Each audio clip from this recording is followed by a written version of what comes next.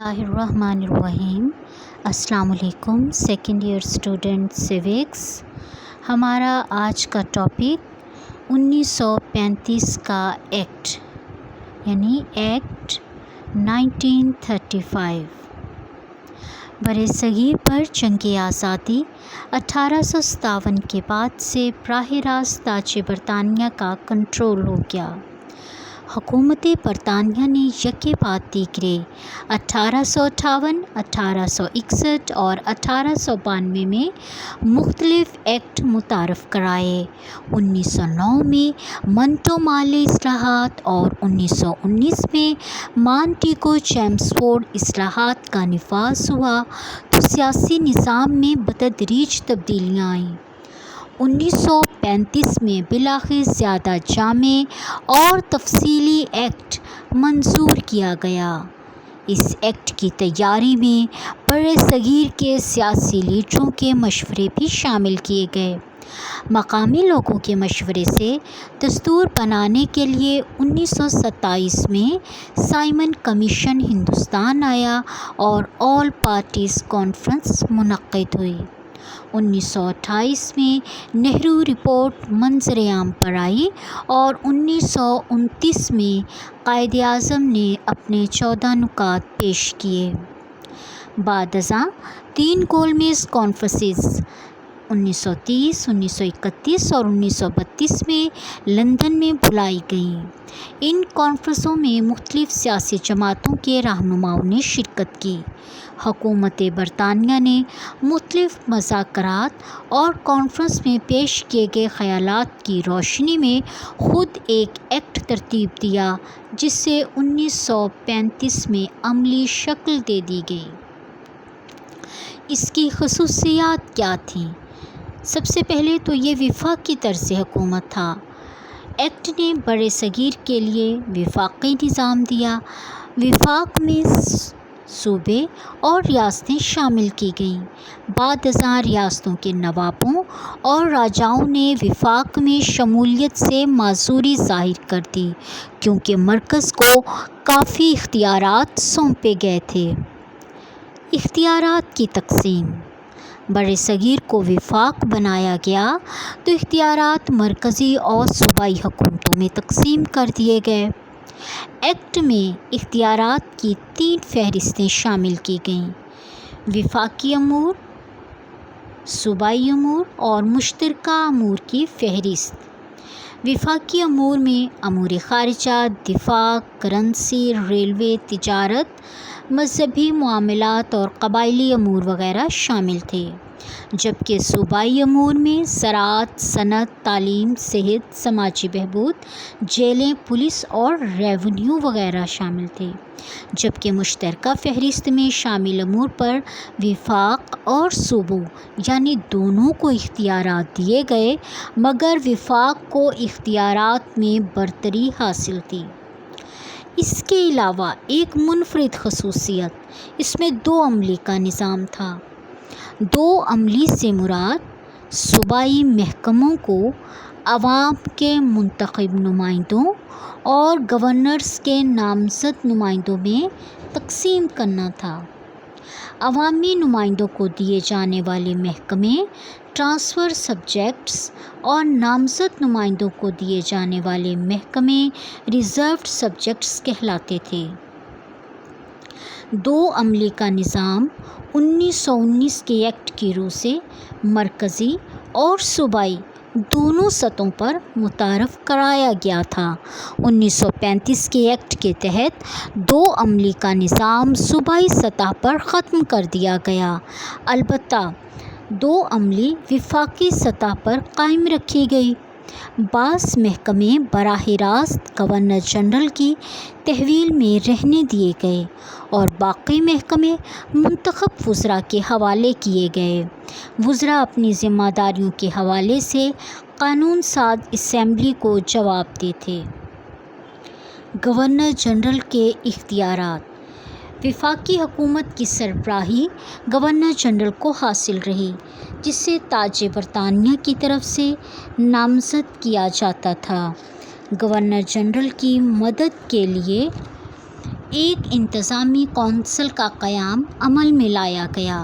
ایک کابینہ بھی بنائی گئی جو مرکزی قانون ساز اسمبلی کی نگرانی میں کام کرتی تھی۔ انتظامی کونسل کے اراکین انگریز تھے جو ان محکموں کا نظام چلاتے تھے جو ایکٹ کی روح سے گورنر جنرل کی صوابدید پر رکھے گئے تھے۔ تو عملی کا نظام بہت پیچیدہ تھا۔ گورنر جنرل کو جو اختیارات ملے ان کے حوالے سے وہ کسی کونسل، کابینہ یا مقننہ کو جواب دہ ہی نہیں تھا۔ اس کے اختیارات کیا؟ وفاقی حکومت کی مالیاتی حیثیت کو محفوظ رکھنا، ریاستوں کے حکمرانوں کے تحفظ کا بندوبست کرنا، اقلیتوں کے حقوق کی حفاظت کرنا، سول ملازمتوں سے وابستہ افراد کا تحفظ کرنا، برطانیہ کی برصغیر سے تجارت کو ترقی دینا اور انگریز تاجروں کو سہولت فراہم پہنچانا، گورنر جنرل کو کابینہ میں رد و بدل کرنے، دستور کو معطل کرنے، قانون ساز اسمبلی کا اجلاس طلب کرنے اور اسے ملتوی کرنے اور آرڈیننس نافذ کرنے کے اختیارات حاصل تھے۔ گورنر جنرل مقننہ کے منظور کردہ کسی مسودے کے حوالے سے حق ویٹو بھی رکھتا تھا۔ وزیر امور ہند کا عہدہ 1858 کے ایکٹ سے موجود تھا۔ 1935 کے ایکٹ میں اس عہدے کو برقرار رکھا گیا، البتہ اس کے لیے کام کرنے والی انڈین کونسل کو ختم کر دیا گیا۔ وزیر برائے امور ہند کو کچھ مشیروں کی خدمات بھی حاصل رہیں۔ ان مشیروں کی تنخواہ برطانوی خزانے سے ادا کرنے کا فیصلہ ہوا۔ آدھے سے زیادہ مشیر ایسے برطانوی شہری تھے جو کم از کم 10 سال تک انڈین سول سروس میں خدمات انجام دے چکے تھے۔ مشیروں کے عہدوں کی میعاد 5 سال تھی۔ برصغیر کی مرکزی مقننہ 2 ایوانیں بنائی گئی اور گورنر جنرل مقننہ کا سربراہ تھا۔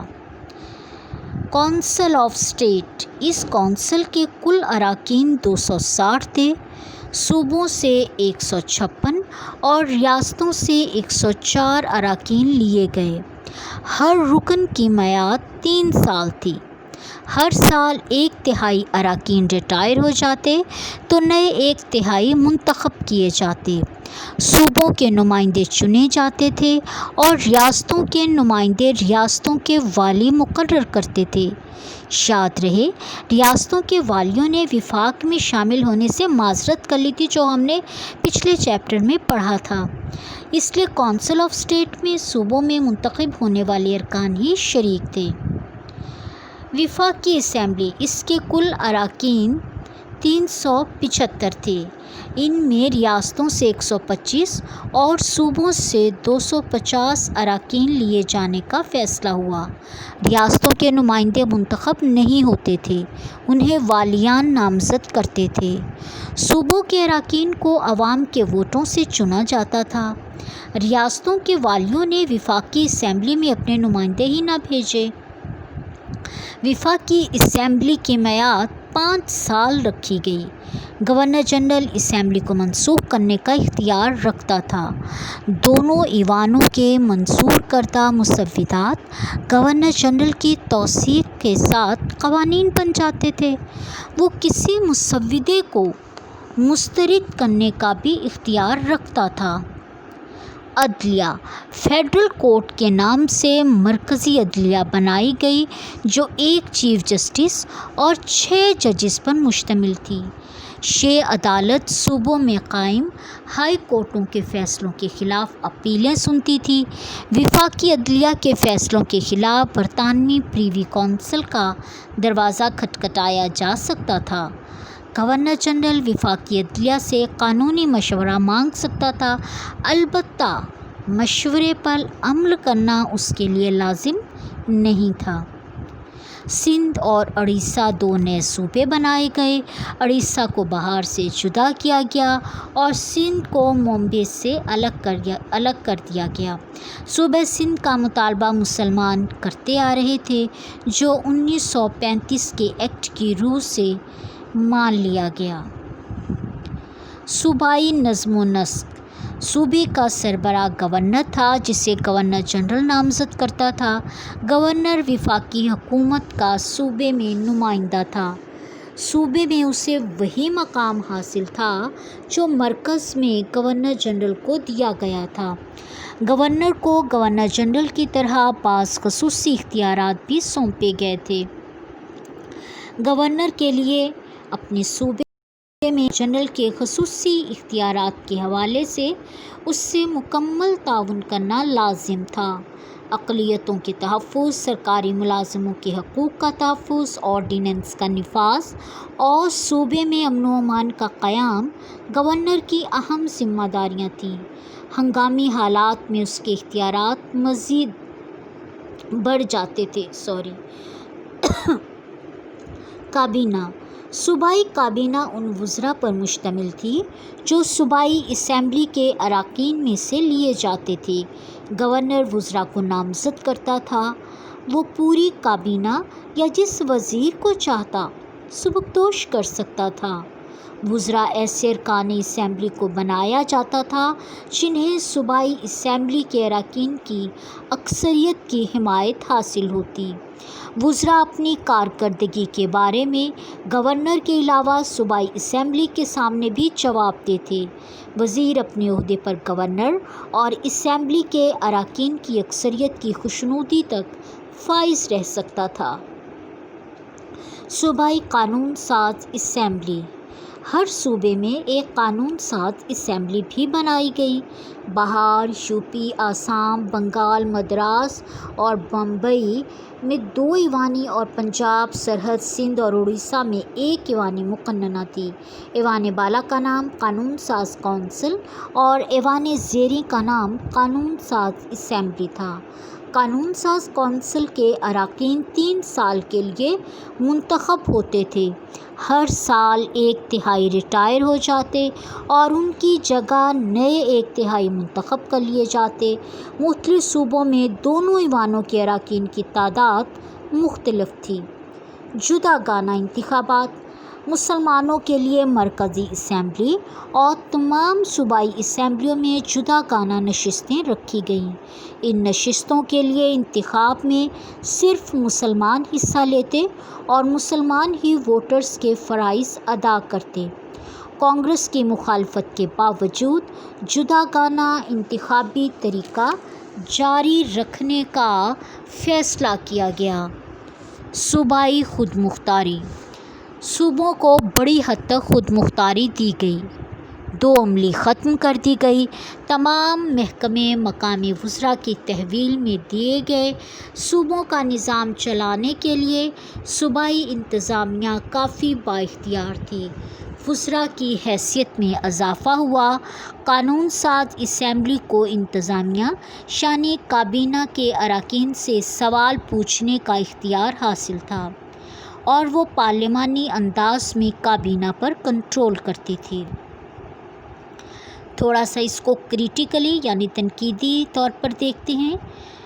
قائد اعظم رحمۃ اللہ نے اس ایکٹ کے حوالے سے مایوسی کا اظہار کیا، کیونکہ اقلیتوں کے تحفظ کا آئینی بندوبست کرنے کے بجائے انہیں گورنر جنرل اور گورنرز کے رحم و کرم پر چھوڑ دیا گیا تھا۔ گاندھی، نہرو اور کانگریس کے دیگر رہنماؤں نے اس ایکٹ کو ناپسند کیا۔